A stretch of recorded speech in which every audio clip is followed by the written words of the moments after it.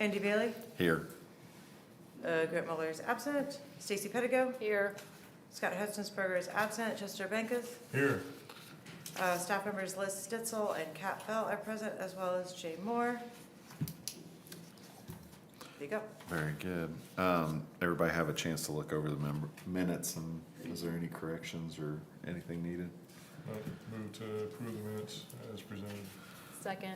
Okay, all those in favor of accepting the minutes as presented signify by saying aye. Aye. Opposed, motion passes. Old business, we got an email this afternoon on the We did. request to withdraw. Yeah, the applicant, we tabled it because of drainage issues, and it does look like there may be some solutions, but what needs to be done is gonna be hard to do with the ground frozen. It's not gonna be quick. So, yeah, staff had called them to basically say either they should withdraw or we were gonna recommend denying until they could refile with everything together. So they went ahead and submitted a request to withdraw, which then means once they get it all figured out, they won't have a waiting period before they can refile to bring it back once they've got their drainage figured out.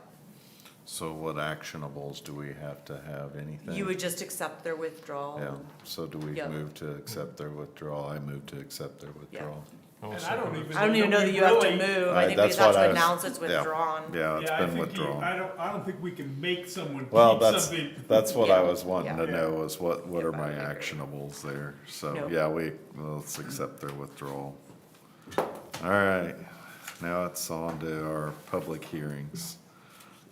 Let's start with, application number CC 2025-01-195, docket number 40-25-VA, the petition of Elevation Construction and Management on behalf of RPM Investing. They are asking for 3 variances. Can you take us through the staff report, please? I can. The petitioner is asking for 3 variances. One, to allow a 4-foot wide buffer yard instead of a required 15-foot wide. And then they would like to trade out an evergreen in a buffer yard for an deciduous tree. And then they would like to request to completely waive the required buffer yard along the south side of the proposed site. So the site in question is downtown business, and then the land around it is a mix of downtown business and medium-density residential. This is inside the town of Kirkland, and the proposed site consists of 2 parcels, 1 building lot, on the west side of South Main Street between Monroe and Madison. It's actually the northwest corner of Main and Monroe in the downtown area of Kirkland. The property owner is working on constructing a new liquor store on the petition site that will replace the existing store that's currently operated several doors north of this site. The site is downtown business, a central business, and the proposed new development is a permitted use in the district.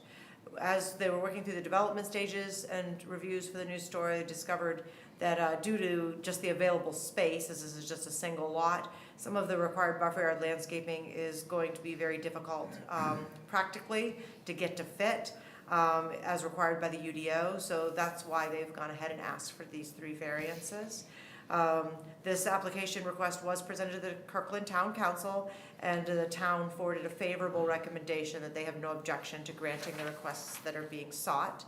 On the second page, you can see where this lot sits on the corner, and there's a picture from the corner also. You can actually see there's an old dilapidated building there, so that's why you see the edge of the backhoe and the truck there. They're working on hauling away debris from the previous structure that sat there.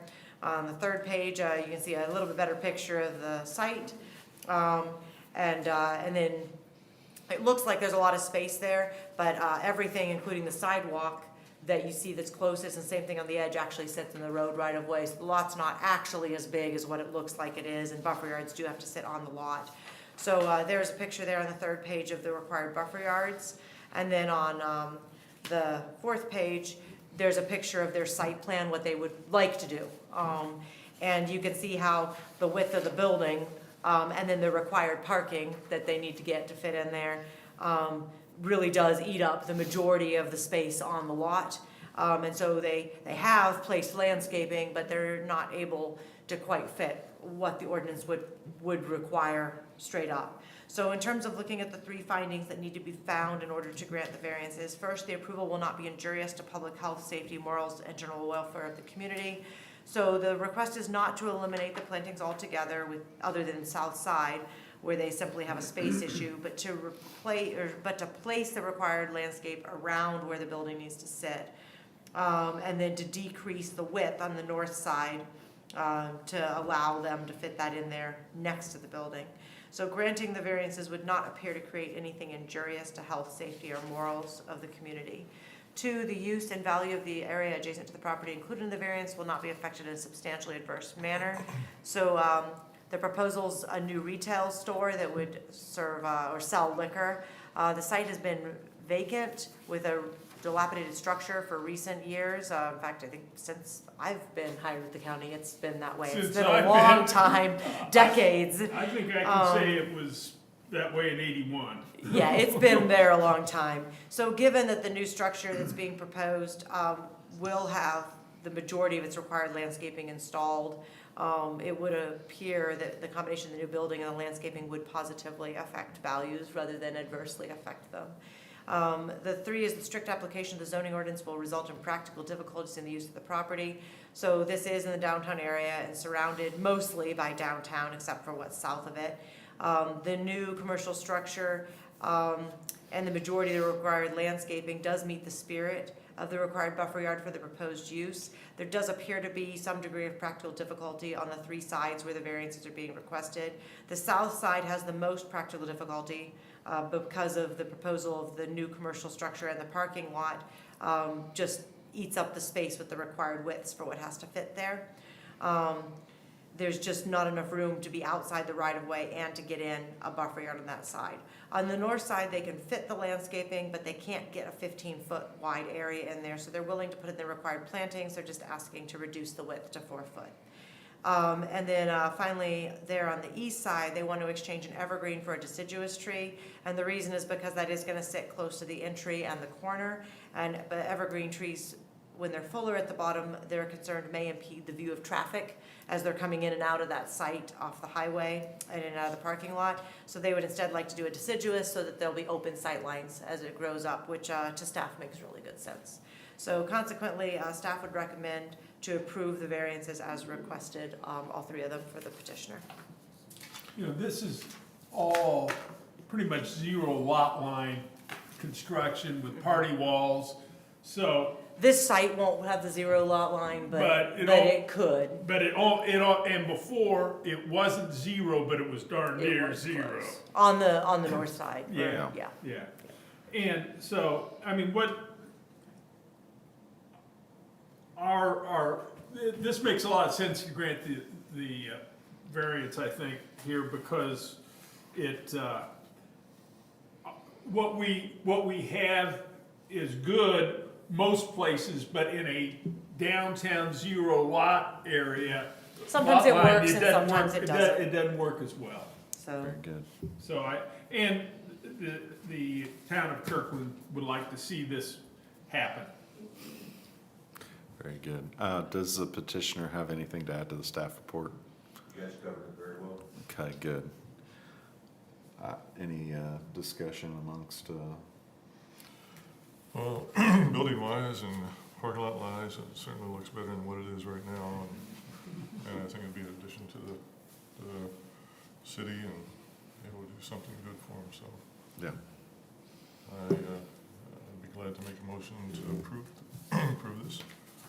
okay. See here, I'll make a motion to approve application number CC-2025-01195, docket number 40-25-BA, according to the findings of the staff report, which were incorporated in the motion by reference, and let's see, we got this recommendation. With the recommendations or with the conditions, there's no conditions on this. okay, put in here under the recommendations and just the recommendations. Second. So Chester moved, I seconded. Roll call when you're ready, Liz.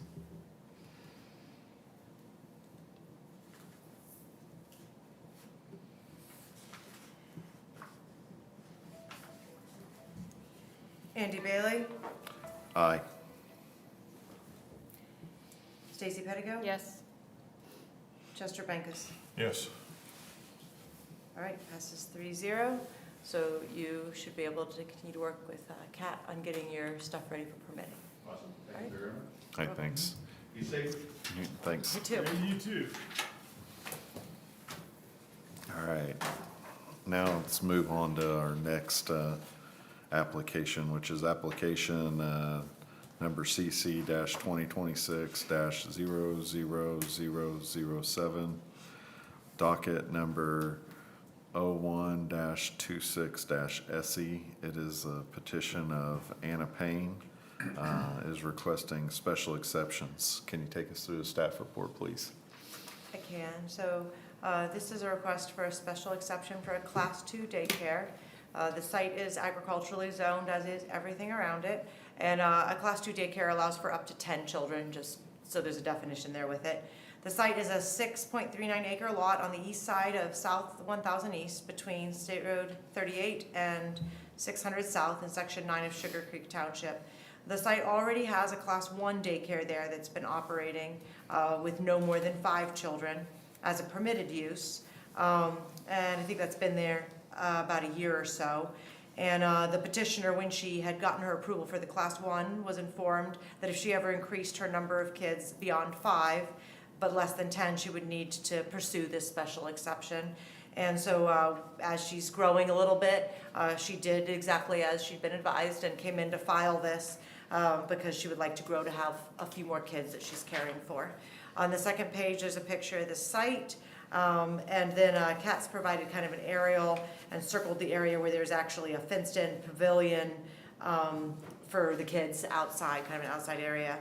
So in terms of a request analysis, there are some specific standards for daycares that we need to examine, as well as our normal findings. So the first item is the proposed use conforms to the district provisions in which it will be located and the general regulations of the ordinance. So Section 511 of the Unified Development Ordinance has some specific standards for daycares. So the first one is that you don't modify the residential character of a structure in a residential district. This is in the A1 district, so it's not applicable. The second is that an Indiana Department of Public Welfare licensing has to be obtained, and the petitioner has recently obtained an approved license, which is effective provisionally until March 31st of 2026. The state requires proof if there's any kind of anything that's not approved according to local zoning, so they're waiting for a zoning approval.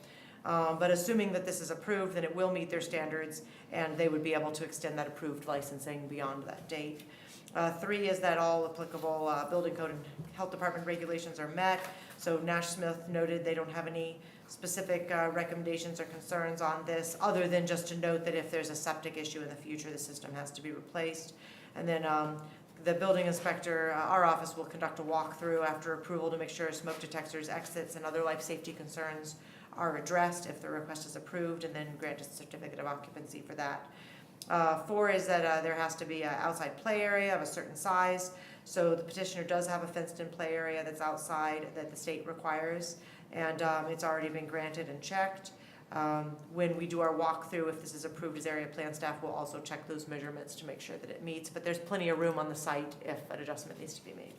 And then for Class 2, this next one doesn't apply. This is only if you're next to a residential district. This is not, so they don't have to have a solid fence. Item 6 also does not apply to a Class 2 facility because it's specific only to Class 3. The same is true for item 7. Item 8 allows one sign not exceeding 4 square foot, and the petitioner is aware of that maximum square footage and is prepared to comply with that if they choose to place a sign. The second finding is the proposed use shall not involve an element or cause a condition that may be dangerous, injurious, or noxious to other property or persons, and shall comply with the performance standards herein. So the daycare would continue operating in a home on an attractive, well-maintained property of a little over 6 acres. There does not appear to be any dangerous, injurious, or noxious conditions on the site. C, the proposed use shall be site oriented and landscaped so the relationship of its buildings and grounds to adjacent buildings and properties does not impair health, safety, or comfort, nor adversely affect values of adjacent properties. And this is in a home along 1000 East. It's less than a quarter mile north of East State Road 38. Has sufficient spacing from other properties don't appear to be adverse effects. And then there has been a daycare here for about a year on a smaller scale, and we have not received any complaints on the property within our office. D, the proposed use shall produce a total environmental effect consistent with and not harmful to the environment of the neighborhood. The site where the proposed use is in operation at is a rural home on a rural road. Aside from the sign of the center at the entrance, the presence of the use is not likely to create a disturbance nor be obvious. E, the proposed use shall organize vehicular access and parking to minimize conflicting traffic movement on adjacent streets. There's plenty of room on site for pickup and drop off of a daycare of up to 10 kids. F, the proposed use shall promote the objectives of the ordinance and be consistent with the comprehensive plan. So the 2012 comprehensive plan land use goal 4, objective 5, action step 1 says to encourage the provisions of necessary childcare services in the county, including adequate zoning regulations for daycare facilities.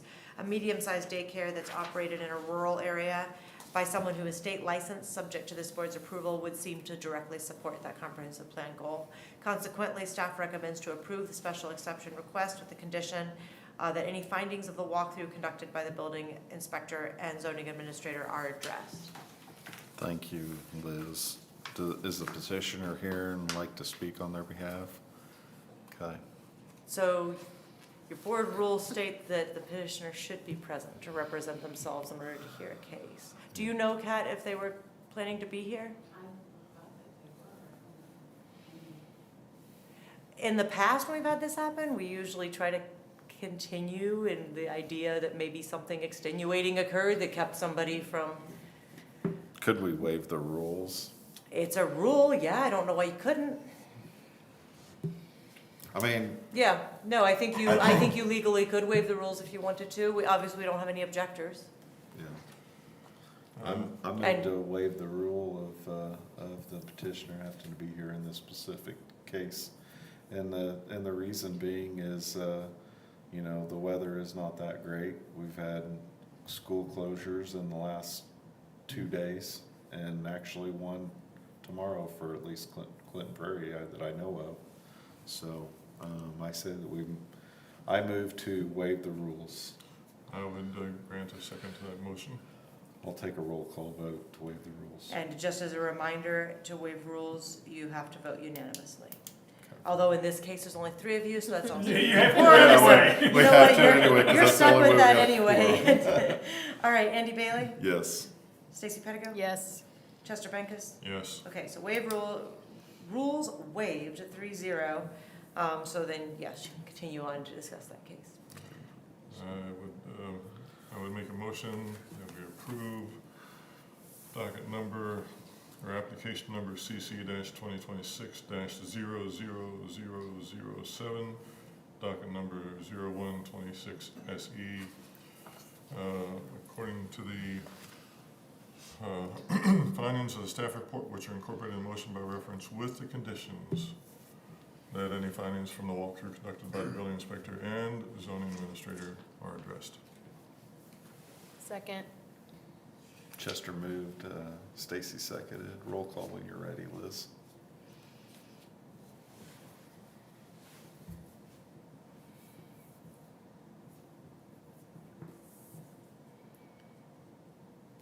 Andy Bailey? Yes. Stacy Pettigo? Yes. Chester Bankus? Yes. So that's 3-0. And Kat, if you could maybe just make a note that we make sure to call her tomorrow, since she probably won't know. So, okay, cool. Awesome. So we've got a filing waiver deadline for the next case, which is CC 2026-00010, docket number 02-26-VA. I move to waive the filing deadline. I would be glad to second that. I'll take just a vote. All those in favor signify by saying aye. Aye. Okay, motion passes, so we waived the filing deadline. So now we got application number CC-2026-00010, docket number 02-26-VA. It is the petition of Anitra Ford. She is requesting 2 variances. Can you take us through the staff report, please? Can. So the petitioner is requesting 2 setback variances to allow the construction of a new accessory structure to sit 6 foot from an existing dwelling instead of the required 10 foot, and then at a 0 foot setback from the west property line instead of the required 5 foot. The property in question and everything surrounding it is medium density residential, and it's there within the town of Mulberry. So the petition site consists of approximately 1 1/3 of an original platted residential lot, but one building lot. It's just a little bit odd, the size of it. It's in section 20 inside the town of Mulberry. Sits on a corner lot on the southwest corner of Elm Street and First Street.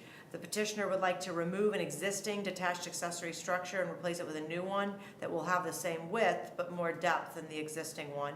The proposed increase of depth will meet all required front and rear setbacks, but keeping the same width as the existing one, which predates the ordinance as a legal non-conforming structure, will not meet the required side setbacks any more than the previous structure did. The variance being requested from the dwelling is a request of 6 foot instead of the required 10. There's a very large existing deck that's attached to the dwelling, and when a deck is attached to a dwelling, it's considered part of that primary structure rather than an accessory structure, so that 10-foot setback goes all the way around the outside of it. But it's not actually right up against the house itself. The variance onto the west property line is to put it back where it sits now at a 0 lot line setback. The west property line abuts up to an undeveloped alley right-of-way, so the town does own the right-of-way, but it just hasn't ever been improved with any kind of gravel or pavement. So if the alley happened to be vacated, then this request would not be required. Since the alley is about 16 foot wide, they'd then have an 8-foot setback for each property owner off the center. However, both of these requests were presented to the Mulberry Town Council at their January 7th, 2026 meeting. And while all members present expressed that they were in support of the variance requests, they also strongly expressed that they had no interest in vacating this alley or any alley within the town limits of Mulberry. So the petitioner did try to see if they could address this in a way that didn't require a variance. It just didn't work. So on the second page, you've got a zoning map there with the site in red, and then a picture of the building that would be torn down. You can see that it's been there a little while and is showing its age. On the third page, you got another picture from the kind of the other side showing, again, that same building that would be removed. And you can actually see the top of the large deck as well over the fence. So you can get an idea of the scale for that, that this really isn't right on top of the house. It's just the presence of that deck that's creating that setback in the back and eating up all the space that otherwise would be there. So again, there's 3 findings that have to be found positively to grant a variance. First, the approval will not be injurious to the public health, safety, morals, and general welfare of the community. So this proposed replacement structure would be basically the same footprint as the existing one that predates the ordinance. Well, the petitioner will make it deeper. That deepening of it is not actually what's creating the variances. But like the previous one, the new one will not meet the side setback or the house. So given that this will be placed in the same location, staff has never received any complaints about this building creating an injurious condition or a sightline issue. The new project will require a building permit and have to meet all residential building codes, and that's not a problem with the applicant. 2, the use and value of the area adjacent to the property included in the variance will not be affected in a substantially adverse manner. So overall, this petition site is an attractive and well-maintained property. Replacing the existing detached structure with a new one would not appear to adversely affect property values, but actually would appear to give a positive effect given the current structure is pretty deteriorated, and a new one would, of course, look new. So again, Mulberry Town Council has been presented this, and they are in favor more of seeking variances and would like to see that as a solution to allow this building to be replaced. 3, the strict application of the terms of the zoning ordinance will result in practical difficulties in the use of the property. So if the requests are denied, the petitioner will not be able to replace the existing structure in the same footprint as the existing one's width, which looks like was built in 1920. There are some limited options where they could try to move the building, but given the lot size and where the porch and the house are already sitting, it's unlikely they're going to be able to find a spot that doesn't need some kind of variance. And you know, I'm not aware of the structural condition is on the inside of that building. I mean, technically you look at a remodel, but looking at it from the outside, it looks like it's been there a hot minute and may well be past the point of being a reasonable remodel where you wouldn't be replacing so much of it that you'd basically be a new structure anyway. So given the town is unwilling to vacate the alley, which would be the other way they could avoid variances, rebuilding in the same space would seem to be the only reasonable option for the property owner to deal with the structure. So consequently, staff would recommend to approve the variance requests, both of them, to allow the petitioner to build a replacement detached accessory structure with 2 conditions as follows. First, that the new structure cannot be built any closer than the 6 foot where it sits from the existing deck. And then 2, and this is one we always add when we're dealing with a 0 lot line, because there is always the risk that the petitioner's understanding of their lines is not actually what reality is to note that the new structure can be built up to the west property line, but it cannot go over it, entering the alley right of way. So a surveyor needs to mark the property line before permitting, and the line must stay marked while the building is under construction to assure the structure does not accidentally cross that property line and end up, we have no authority to allow a building to be built in a town right away. So that's a standard condition we always put on when we're dealing with a 0 lot line, because there's just no way to eyeball that. And it makes 100% sure that legally both the petitioner and the board have authorized something we can authorize. Thank you, Liz. Does the petitioner have anything to add? Okay. Does anybody else have anything to add? Aaron, you're awful quiet. This is a slam dunk. I mean, you know, you're improving your property. For me, it's a slam dunk because we'll just grant the same variances that they were granted back when it was originally built, so. There were no rules back Yeah. then, so they built it perfectly legally wherever they wanted to. I mean, it's Pre-existing essentially. non-conforming use. Yep. So, and I mean, if you don't have any objectors to it, I don't see why we can't do it, so. I'll make a motion. I move to approve, application CC 2026-0010 docket number 02-26-VA, according to the findings in the staff report, which are incorporated in this motion by reference with the following conditions. You could say with the conditions as noted in the staff report if you want that. With the conditions noted in the staff report.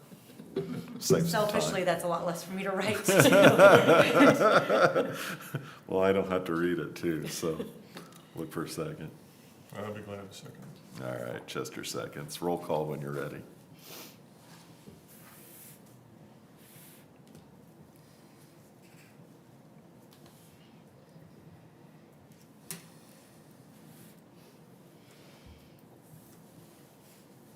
Andy Bailey, Yes. Stacy Pedigo, Yes. and Chester Backus. Yes. Right, 3-0, so you'll be able to work with Kat on working towards getting your permits as well. All right, thank you guys so much. Hey, thanks. You're welcome. Who's taking the building down? Not sure yet. Okay. I got a couple quotes. Getting someone to tear it down seems to be the hardest about it. It's not improving very easily, or they want a ton of money to take it down. Really? I wish there wasn't so much around it. I just see if the Mulberry Fire Station wanted to do a controlled burn. You know, I offer them some training, but I'm Yeah. just too close, so. Yeah. we'll do that. Yeah. All right. All right, thank you guys so much. I appreciate Hey, it. thank you. All right. Let's not have some- Any new business? Sorry, Any new business? no new business. Okay. No. Our next meeting will be February 24th, 2026. Do we have any filings for it? Kat, do we have any filings? Sorry, do we have any filings for February yet?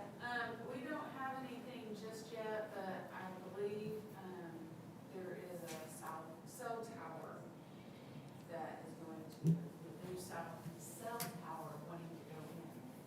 So we may have one filing.